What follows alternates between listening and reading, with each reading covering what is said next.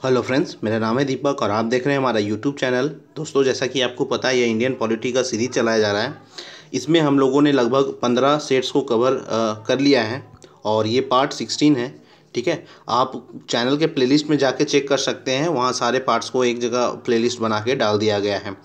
तो इसमें हम सब 1000 प्रश्न से अधिक कर रहे हैं। हर सेट में हम सब 50 क्वेश्चंस कर रहे हैं। अच्छे प्रश्न हैं, अच्छे लेवल के प्रश्न हैं, पीसीएस लेवल के प्रश्न हैं, सारे स्तर के प्रश्न डाले गए हैं। तो आप इस वीडियो को शुरू से अंत तक देखें। चलिए स्टार्ट करते हैं हमारे इस वीडियो को। तो लीजिए, आपके लिए क्वेश्चंस के फॉन्ट का साइज़ भी बढ़ा दिया गया है। फर्स्ट क्वेश्चन है हमारा कि भारतीय संविधान में सम्मिलित नीति निर्देशक तत्वों की प्रेरणा किस संविधान से प्राप्त हुई है। तो इसका राइट आंसर है ऑप्शन बी। जो नीति निर्देशक तत्व जो हमारे संविधान में लिए गए हैं, उसकी प्रेरणा हमें आयरलैंड के संविधान से प्राप्त हुई। तो ऑप्शन बी इसका क्या है, करेक्ट है। नेक्स्ट क्वेश्चन देखिए। नेक्स्ट क्वेश्चन है कि निम्नलिखित में कौन सा शब्द भारत के संविधान की उद्देशिका में नहीं है। तो भारत के संविधान के उद्देशिका में कौन सा शब्द नहीं है। लोक कल्याण का कहीं जिक्र भारत के संविधान की उद्देशिका में नहीं है। समाजवाद का है, प्रभुत्व संपन्न का है, पंथ निरपेक्ष का है, लेकिन लोक कल्याण का जिक्र नहीं है। तो ऑप्शन सी इसका क्या हो जाएगा, करेक्ट हो जाएगा।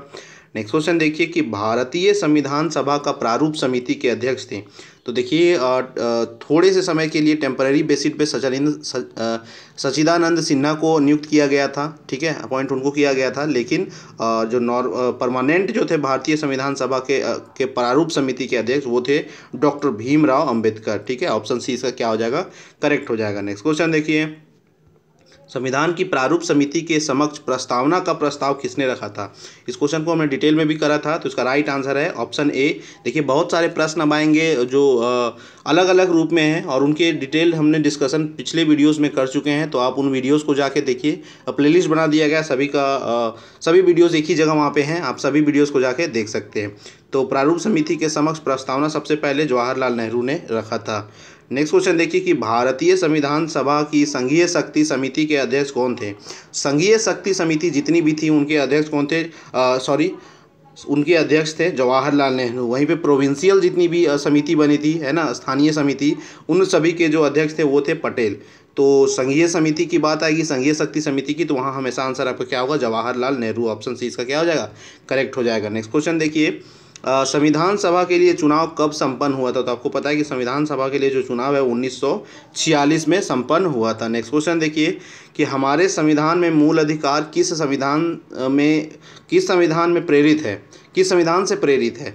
तो हमारे जो संविधान में जो फंडामेंटल राइट्स है वो अमेरिका के संविधान से प्रेरित है। किसके, तो अमेरिका के संविधान से प्रेरित है। नेक्स्ट क्वेश्चन देखिए कि भारत के नागरिकों को कितने प्रकार की नागरिकता प्राप्त है। तो भारत के नागरिकों को सिंगल सिटीजनशिप प्राप्त है। यहाँ पे डुअल सिटीजनशिप का सिस्टम नहीं है हमारे देश में, यहाँ सिंगल सिटीजनशिप चलता है। ठीक है, याद रखिएगा आप। चलिए नेक्स्ट क्वेश्चन देखिए। नीति निर्देशक तत्वों को कार्यान्वित करने के लिए क्या मूल अधिकारों का हनन हो सकता है। तो देखिए, बेसिक स्ट्रक्चर को अगर हम छोड़ दें, जो कि सुप्रीम कोर्ट का जजमेंट है कि बेसिक स्ट्रक्चर को आप टच नहीं कर सकते हैं, इसे हटा नहीं सकते हैं, तो बेसिक स्ट्रक्चर को अगर हम छोड़ दें तो बाकी फंडामेंटल राइट्स, बहुत से फंडामेंटल राइट्स हैं जिनको हम क्या कर सकते हैं, जिसको इम्प्लीमेंट उसमें संविधान संशोधन करके उसमें बदलाव कर सकते हैं। तो देखिए, नीति निर्देशक तत्व को अगर लागू करना है तो कुछ कुछ फंडामेंटल राइट्स को अगर चाहें हम तो बदलना, तो उसका हनन कर सकते हैं। तो इसका राइट आंसर हो जाएगा कुछ का। ठीक है, सभी का नहीं, कुछ का जो है वो हनन किया जा सकता है। ऑप्शन डी क्या हो जाएगा, करेक्ट हो जाएगा। नेक्स्ट क्वेश्चन देखिए कि भारत के संविधान में अंतर्राष्ट्रीय सुरक्षा, इंटरनेशनल सिक्योरिटी की प्रोत्साहन देना सन्निहित है। तो किस पार्ट में जो है इंटरनेशनल सिक्योरिटी को इंकरेज किया गया है। तो इंटरनेशनल सिक्योरिटी के बारे में जो है आपका डीपीएसपी यानी कि directive principle of state policy, राज्य के नीति निर्देशक तत्व में इंटरनल सिक्योरिटी के बारे में बताया गया है। नेक्स्ट क्वेश्चन देखिए कि नीति निर्देशक सिद्धांत हैं। तो जो नीति निर्देशक सिद्धांत है वो क्या है, वो है वाद योग नहीं है, यानी कि नॉन जस्टिसिएबल है। आप नीति निर्देशक सिद्धांत का अगर लागू सरकार नहीं करती है नीति निर्देशक सिद्धांत, तो इसके लिए आप सुप्रीम कोर्ट या हाई कोर्ट या कोर्ट जाके इसको लागू नहीं करवा सकते हैं। इसके लिए ये जस्टिसिएबल नहीं है। ठीक है, नॉन जस्टिसिएबल है ये नीति निर्देशक सिद्धांत। नेक्स्ट क्वेश्चन देखिए। समान कार्य के लिए समान वेतन भारत के संविधान में सुनिश्चित किया गया है। तो समान कार्य के लिए समान वेतन भारत के संविधान में सुनिश्चित किया गया एक क्या है, एक राज्य के नीति निर्देशक सिद्धांत का अंग है। तो जो समान वेतन, समान कार्य के लिए समान वेतन है वो डीपीएसपी में मेंशन है। नेक्स्ट क्वेश्चन देखिए कि विदेशी देशों के सभी राजदूतों का कमिश्नरों के अप्रत्यय पत्र, ठीक है, क्रेडेंशियल किसके द्वारा प्राप्त किया जाता है? तो राजदूतों जो डिप्लोमैट्स होते हैं, डिप्लोमैट्स के जो क्रेडेंशियल है वो राष्ट्रपति के द्वारा प्राप्त किया जाता है। ऑप्शन सी इसका क्या हो जाएगा? राइट हो जाएगा। नेक्स्ट क्वेश्चन देखिए कि निम्नलिखित में से किसने उच्चतम न्यायालय के मुख्य न्यायाधीश तथा कार्यवाहक राष्ट्रपति दोनों ही पदों को सुशोभित किया है? तो देखिए इसका राइट आंसर है, वेरी इंपॉर्टेंट क्वेश्चन है ये, तो इसका राइट आंसर हो जाएगा एम हिदायतुल्ला। ठीक है, एम हिदायतुल्ला जो है वो उच्चतम न्यायालय के मुख्य न्यायाधीश भी रह चुके हैं और साथ ही साथ कार्यवाहक राष्ट्रपति के पद पर भी वो रह चुके हैं। ठीक है, चलिए नेक्स्ट क्वेश्चन देखिए कि किस प्रधानमंत्री का कार्यालय के दौरान दो उप प्रधानमंत्री एक साथ नियुक्त हुए थे? तो देखिए मोरारजी देसाई जब प्रधानमंत्री थे उस समय दो डिप्टी प्राइम मिनिस्टर को नियुक्त किया गया था। ठीक है, तो एकमात्र यही थे, इनके समय दो डेप्यूटी पीएम नियुक्त किए गए थे। नेक्स्ट क्वेश्चन देखिए, निम्नलिखित में से कौन लोकसभा में विरोधी दल के नेता पद पर कभी नहीं रहे? तो डॉक्टर मनमोहन सिंह जो है वह लोकसभा में विरोधी दल के नेता पद पर कभी नहीं, ये राज्यसभा से सदस्य थे। ठीक है, नेक्स्ट क्वेश्चन देखिए, किसी राज्य का उच्चतम विधि अधिकारी होता है? तो किसी भी राज्य का जो उच्चतम विधि अधिकारी होता है वो होता है एडवोकेट जनरल। ऑप्शन डी इसका क्या हो जाएगा? करेक्ट हो जाएगा। नेक्स्ट क्वेश्चन देखिए कि कानूनी विषयों पर राज्य सरकार को कौन परामर्श देता है? तो कानूनी विषयों पर राज्य सरकार को कौन परामर्श देता है? वह एडवोकेट जनरल देता है। ठीक है, एडवोकेट जनरल देता है। नेक्स्ट क्वेश्चन देखिए कि भारत का सॉलिसिटर जनरल, ठीक है, सॉलिसिटर जनरल होता है, तो जो भारत का जो सॉलिसिटर जनरल होता है वो होता है एक प्रशासनिक एडमिनिस्ट्रेटिव ऑफिसर। ठीक है, एक प्रशासनिक अधिकारी। ऑप्शन ए इसका क्या है? करेक्ट है। नेक्स्ट क्वेश्चन देखिए कि संविधान की व्याख्या करने का अंतिम अधिकार किसे प्राप्त है? तो जो संविधान की व्याख्या उसको एक्सप्लेन करने का, कॉन्स्टिट्यूशन को एक्सप्लेन करने का जो फाइनल राइट्स जो है किसके पास है? वह है सर्वोच्च न्यायालय के पास। किसके पास? सर्वोच्च न्यायालय यानी कि सुप्रीम कोर्ट के पास है। ठीक है, चलिए नेक्स्ट क्वेश्चन देखिए, जब राष्ट्रपति एवं उपराष्ट्रपति का पद खाली हो तो भारत के राष्ट्रपति के पद पर कौन होता है? तो जब राष्ट्रपति और उपराष्ट्रपति का पद खाली हो तो भारत के राष्ट्रपति पद पर कौन होता है? वह होता है भारत का मुख्य न्यायाधीश यानी कि chief justice of India, CJI। Next question देखिए कि राज्यपाल, ये सब क्वेश्चन जो मैं बता रहा हूँ सब पके हुए आम की तरह है, वो लटके हुए हैं पेड़ पे, कभी भी किसी भी एग्जाम में वो आके टपक जाएंगे। जितने भी 50 क्वेश्चन में 50 में 50 भी आई है, ये कभी भी और किसी भी एग्जाम में सीधे दिखने को आप मिलेंगे। तो आप इन सभी प्रश्नों को अच्छे से कर लीजिए। देखिए राज्यपाल राज्य में किसका प्रतिनिधित्व होता है? तो जो राज्यपाल है वो किसी राज्य में जो होता है किसका प्रतिनिधि करता है? वो करता है राष्ट्रपति का। ऑप्शन ए इसका क्या हो जाएगा? करेक्ट हो जाएगा। ठीक है, राष्ट्रपति का प्रतिनिधित्व करता है। प्रेसिडेंट किसकी सलाह पर राज्यपाल की नियुक्ति करता है? तो प्रेसिडेंट जो है वो प्रधानमंत्री की सलाह पर राज्यपाल की नियुक्ति करता है। ऑप्शन सी क्या था? करेक्ट था। नेक्स्ट क्वेश्चन है कि राज्य की कार्यपालिका शक्ति किसमें निहित होती है? तो किसी राज्य की जो कार्यपालिका शक्ति है वह निहित होती है राज्यपाल में। ऑप्शन डी इसका क्या हो जाएगा? लेकिन आपको बता दें कि ये नॉमिनल होता है। ठीक है, और असली जो वास्तविक जो शक्ति होती है कार्यपालिका की शक्ति वो किस में निहित होती है? मुख्यमंत्री। जिस तरह से सेंटर में राष्ट्रपति को बनाया जाता है कार्यपालिका का एग्जीक्यूटिव हेड, और तो वो भी नॉमिनल होते हैं, और पीएम जो होते हैं वो रियल होते हैं। ठीक है, वास्तविक। तो याद रखिएगा इस बात को भी। लेकिन नॉर्मली अगर सिर्फ पूछा जाएगा कि कार्यपालिक शक्ति किसमें निहित होती है तो या आप राज्यपाल देंगे, सेंटर में बात होगी तो राष्ट्रपति देंगे। ठीक है, नेक्स्ट क्वेश्चन देखिए, निम्न में से किसको हटाने का प्रावधान संविधान में नहीं है? तो देखिए राष्ट्रपति गवर्नर यानी कि राज्यपाल को हटाने का जो प्रावधान है संविधान में मेंशन यानी कि लिखित नहीं है। राष्ट्रपति अपने कंडीशंस, राष्ट्रपति हटाते हैं इसको, और केंद्र सरकार इस पर डिसीजन लेती है हटाने ना हटाने का, वो सलाह देती है राष्ट्रपति को और राष्ट्रपति हटाते हैं। देखिए 26 नंबर क्वेश्चन कहता है कि सर्वोच्च न्यायालय किस संस्था का निरीक्षण कर सकता है? तो सुप्रीम कोर्ट जो है वह अधीनस्थ न्यायालय, उनके जितने भी सबऑर्डिनेट कोर्ट्स हैं उन सभी का निरीक्षण कर सकता है कि भारत में जो यूनिटरी जुडिशियरी है, ठीक है, इंटीग्रेटेड जुडिशियरी है, सब एक दूसरे से जुड़े हुए हैं, एक के ऊपर एक जुड़े हुए हैं। ठीक है, तो सुप्रीम कोर्ट सबसे टॉप पे होता है और उसके अंदर जितने भी सबऑर्डिनेट कोर्ट्स हैं उन सभी का इंस्पेक्शन यानी कि निरीक्षण सुप्रीम कोर्ट कर सकती है। नेक्स्ट क्वेश्चन देखिए कि राज्य की विधानसभा के 17 वर्षन के आदेश किसके द्वारा दिए जाते हैं? तो विधानसभा के 17 वर्षन के आदेश जो दिए जाते हैं वो राज्यपाल के द्वारा दिए जाते हैं।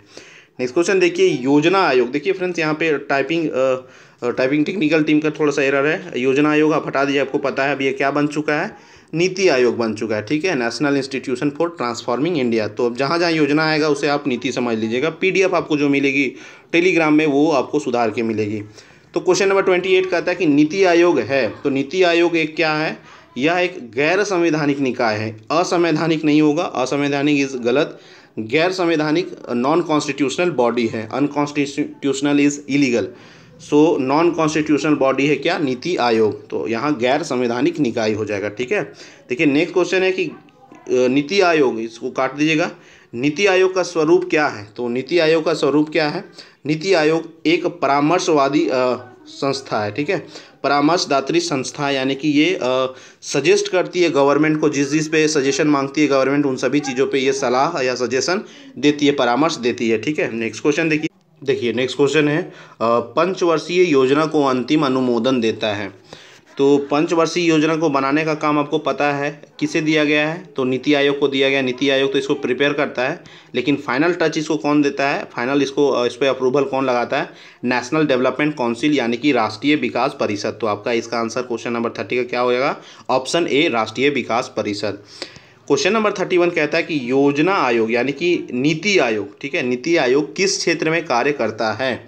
तो नीति आयोग जो है वो भारत के अर्थव्यवस्था यानी कि इंडियन इकोनॉमी के क्षेत्र में काम करता है, इकोनॉमिक सुधारने के क्षेत्र में काम करता है। नेक्स्ट देखिए कि भारत में पंचवर्षीय योजना बनाने की जिम्मेदारी किसकी है? तो भारत में पंचवर्षीय योजना बनाने की जिम्मेदारी किसकी है? नीति आयोग की है। ऑप्शन ए क्या हो जाएगा? सही हो जाएगा नीति आयोग। ठीक है, योजना नहीं, नीति आयोग। क्वेश्चन नंबर 33 कहता है कि केंद्र और राज्य के बीच धन के बंटवारे के संबंध में कौन राय देता है? तो केंद्र और राज्य के बीच धन के बंटवारे के संबंध में कौन राय देता है? वो देता है वित्त आयोग यानी कि फाइनेंशियल कमीशन। ठीक है, फाइनेंस कमीशन देता है सलाह। नेक्स्ट क्वेश्चन देखिए कि संघ लोक सेवा आयोग UPSC के सदस्यों की नियुक्ति कौन करता है? तो UPSC के सदस्यों की नियुक्ति कौन करता है? राष्ट्रपति करता है। ये एक कॉन्स्टिट्यूशनल बॉडी है UPSC एक कॉन्स्टिट्यूशनल यानी कि संवैधानिक निकाय भी है, ये भी याद रखिएगा। नेक्स्ट क्वेश्चन देखिए कि केंद्र व राज्य के मध्य वित्त का बंटवारा किया जाता है। तो केंद्र और राज्य के मध्य वित्त का बंटवारा किया जाता है फाइनेंस कमीशन के सिफारिश पर, फाइनेंस कमीशन के रिकमेंडेशन पे। क्वेश्चन नंबर 36 कहता है कि निम्नलिखित में से कौन सा संवैधानिक निकाय नहीं है, यानी कि संवैधानिक निकाय नहीं है? तो संवैधानिक निकाय कौन नहीं है? तो नीति आयोग जो है वो नॉन कॉन्स्टिट्यूशनल बॉडी है। क्या है? Non constitutional body, NITI Aayog, योजना नहीं, नीति आयोग। ठीक है, PDF आपको सब सुधार के 3-4 जगह जो योजना कर दिया गया है उसको नीति आयोग करके आपको PDF प्राप्त होगा, डोंट वरी, आप अब यहाँ समझ लें। चलिए देखिए, प्रस्तावना का वह प्रावधान जो सभी वयस्क नागरिकों को मतदान का अधिकार प्रदान करता है क्या कहलाता है? तो मतदान का अधिकार कहाँ प्राप्त होता है? एक प्रजातंत्र जहाँ पे होता है वहीं पे सभी को मतदान का अधिकार प्राप्त होता है। ठीक है, वयस्क नागरिकों को जो है मतदान का प्राप्त होता है एक प्रजातंत्र में। तो उस प्रस्तावना का ये प्रजातंत्र जो प्रावधान है यही बताता है कि यहाँ पे मतदान का अधिकार सभी वयस्क नागरिकों को मिलेगा। क्वेश्चन नंबर 38 कहता है संघात्मक शासन व्यवस्था को सर्वप्रथम किस देश में ने अपनाया था? तो फेडरल सिस्टम जो है उसे अपनाया गया था सबसे पहले बार कनाडा के द्वारा। ठीक है, कनाडा के द्वारा। नेक्स्ट क्वेश्चन देखिए कि भारत का संविधान भारत को कैसे वर्णित करता है? तो भारत का जो संविधान है वो भारत को राज्यों के संघ के रूप में वर्णित करता है। कैसे वर्णित करता है? राज्यों के संघ के रूप में। ठीक है, नेक्स्ट क्वेश्चन देखिए कि भारतीय संविधान में राज्य के नीति निर्देशक तत्व ग्रहण किए गए हैं। तो इंडियन कॉन्स्टिट्यूशन में जो है DPSP को किससे ग्रहण किया गया है? आयरलैंड से ग्रहण किया गया है। नेक्स्ट क्वेश्चन देखिए कि राज्यसभा के सदस्यों को नामित करने का अधिकार निम्नलिखित में से किसको है? तो राज्यसभा के सदस्यों को नामित करने का अधिकार जो है वो राष्ट्रपति को है। नेक्स्ट क्वेश्चन है कि राज्यसभा के लिए नामित प्रथम फिल्म अभिनेत्री कौन थी? तो राज्यसभा मेंबर के लिए सबसे पहली नामित जो फिल्म अभिनेत्री थी वो कौन थी? वो थी नरगिस दत्त। ठीक है, नरगिस दत्त।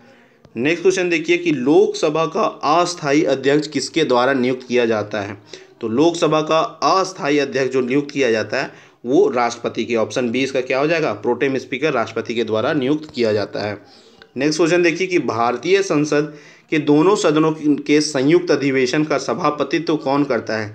तो भारतीय संसद के दोनों सदनों के संयुक्त अधिवेशन का सभापतित्व जो करता है वो होते हैं लोकसभा अध्यक्ष। ऑप्शन बी इसका क्या होगा? करेक्ट होगा। क्वेश्चन नंबर 45 है कि लोकसभा में किसी विधेयक को धन विधेयक के रूप में कौन प्रमाणित करता है?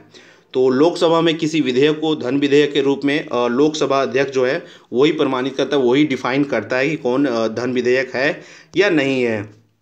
नेक्स्ट क्वेश्चन है कि निम्नलिखित में से किस समिति का पदेन अध्यक्ष लोकसभा अध्यक्ष होता है? तो किस समिति का पदेन अध्यक्ष जो है लोकसभा अध्यक्ष होता है? तो नियम समिति का। ठीक है, नियम समिति के जो पदेन अध्यक्ष हैं वो कौन बनते हैं? वो लोकसभा के अध्यक्ष ही होते हैं, ये याद रखिएगा, इंपॉर्टेंट क्वेश्चन है। 47 क्वेश्चन है, यह धन विधेयक है, इसका निर्णय कौन करता है? तो अभी मैंने आपको बताया कि धन विधेयक का निर्णय जो है वो लोकसभा अध्यक्ष के द्वारा किया जाता है। नेक्स्ट क्वेश्चन देखिए कि संसद के दोनों सदनों के संयुक्त अधिवेशन को कौन बुलाता है? तो संसद के दोनों सदनों के संयुक्त अधिवेशन को बुलाने की जिम्मेदारी किसकी है? राष्ट्रपति बुलाता है, लेकिन इसका सभापतित्व कौन करता है? इसका सभापतित्व लोकसभा अध्यक्ष करता है। नेक्स्ट क्वेश्चन देखिए कि प्रथम स्पीकर जिसके खिलाफ लोकसभा में अविश्वास प्रस्ताव लाया गया था कौन थे? तो प्रथम स्पीकर कौन थे जिसके खिलाफ लोकसभा में अविश्वास प्रस्ताव लाया गया था? वो थे के.एस. हेगड़े। के.एस. हेगड़े के खिलाफ पहली बार लोकसभा में अविश्वास प्रस्ताव लाया गया था। नेक्स्ट क्वेश्चन देखिए, और आज इसके वीडियो का लास्ट क्वेश्चन है कि लोकसभा महासचिव जो लोकसभा सचिवालय का प्रमुख होता है किसके द्वारा नियुक्त किया जाता है? तो राइट आंसर है स्पीकर के द्वारा। लोकसभा का जो महासचिव स्पीकर के द्वारा नियुक्त किया जाता है। तो फ्रेंड्स, ये थे हमारे पार्ट 16 के most important selected 50 question. Video आपको कैसा लगा एक कमेंट करके ज़रूर बताएं। तो वीडियो को शुरू से अंत तक देखने के लिए थैंक यू, धन्यवाद, जय हिंद।